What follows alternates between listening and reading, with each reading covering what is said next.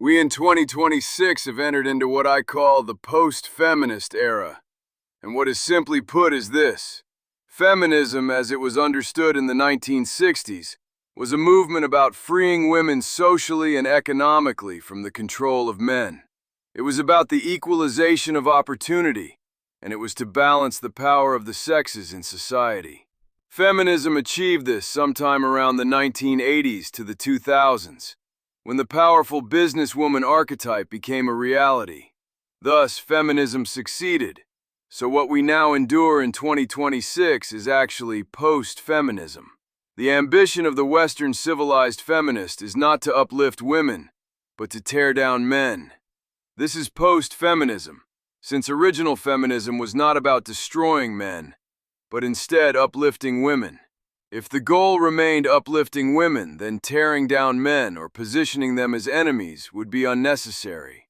Because post-feminism is a toxic ideology that demands the degradation, dehumanization, and ultimately destruction of male significance.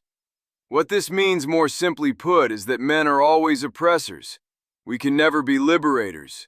We will always be subjugators, because of inborn power structures that women have decided exist. These structures are including but not limited to the idea a man is always after sex, or that sex is a currency of exchange to the man. This presumes all men are only after one thing, and that is ironically sexist, because some men have no interest sexually in some women, and only desire a platonic relationship. Feminism in its original incarnation would have agreed a man can disregard a woman sexually if they're incompatible. But post-feminism says the man is a misogynist for disregarding the woman, and that it is impossible for him to have no sexual drive or interest in her. Neither of these are true. It is entirely possible for men to have no sexual drive towards a woman. But post-feminism will say the power dynamic is always one of sexuality and dominance. Thus, no man can ever hope to succeed every single time he is tested by a woman who is holding him to a secret expectation he has no idea he must meet. In the post-feminist world, we tear down men and celebrate their pain, because we view them as intrinsic oppressors who are responsible for our suffering.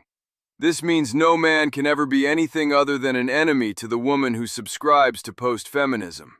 As a man, I feel empathy for my brethren, who have no partners, hope, or even a desire to live.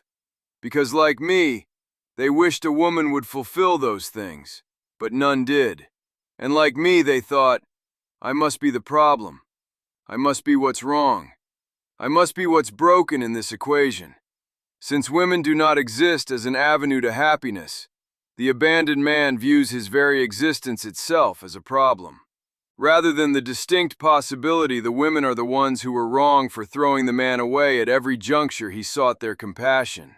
This is why men are going their own way, because your post-feminist deconstruction of male significance has devastated the very desire to live, let alone pursue women. Every woman in my life of romantic significance all made the same point to me. I am unnecessary. I am not needed. I am replaceable. I am not unique or distinct or worthy or desirable, and thus I am expendable and discardable. This point was more important to them to prove than I was to keep, in the end. So eventually, like many men, I decided to stop pursuing women altogether, on the basis the return on investment equaled a net negative loss, meaning the time and energy invested didn't equate to anything valuable. So here is the brutal truth that 13 years of being single has taught me, and it's ironically what the women were telling me the whole time. No woman is essential. You don't need any woman. They are all replaceable. They are not unique or distinct or worthy of your desire, and thus can be expended and discarded. There's my brutal hard truth for you all. If you treat them how they treat you, then you see how cruel it has always been. Imagine saying to women, I don't need you. You're just a distraction. You entertain me. You amuse me. I find your manners cute and your appearance attracts me enough to pretend I care about what you're saying or what you think or feel. I crave to have this kind of brutal honesty. I am a cynical man. I am not moved by sentimentality. tears, pain, suffering. I am moved by honest truth, and that's mine. If I treated women how women treated me, I would be a monster. I would be cruel, inhuman, abusive, a user who doesn't care about the feelings of what he uses. And maybe I should be. Maybe I have been too good a man for too long. There is the bent desire to burn it all down and let the ashes fall where they may. We can imagine a hypothetical, the abandoned man, one who has no desire or drive to obtain women's affection, becomes a simultaneously liberated man, for his life is no longer bound by satisfying insane standards he was only ever vaguely made aware exist in a woman who demands he constantly change and improve at the emotional blackmail of her inevitable departure. This frees the abandoned man from the necessity to define his worth by whether or not a partner finds him attractive. Freed from the expectations of women, the abandoned man is able to confront his own demons and find reasons to live outside of women.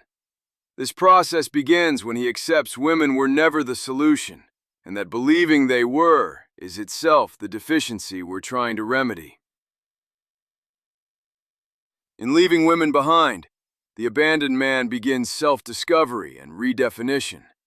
Our goal is not to hate women or heap blame onto them. We're not trying to shuffle the burden of sin for the pain of our lives onto women like scapegoats. Instead, we're trying to recognize the interior fear that motivates us to seek a partner as the solution to our inner strife. Loneliness is a hell of an affliction, especially since it is most often simultaneously craving for another, an intense dislike of being alone with the self. So the abandoned man must learn to like himself.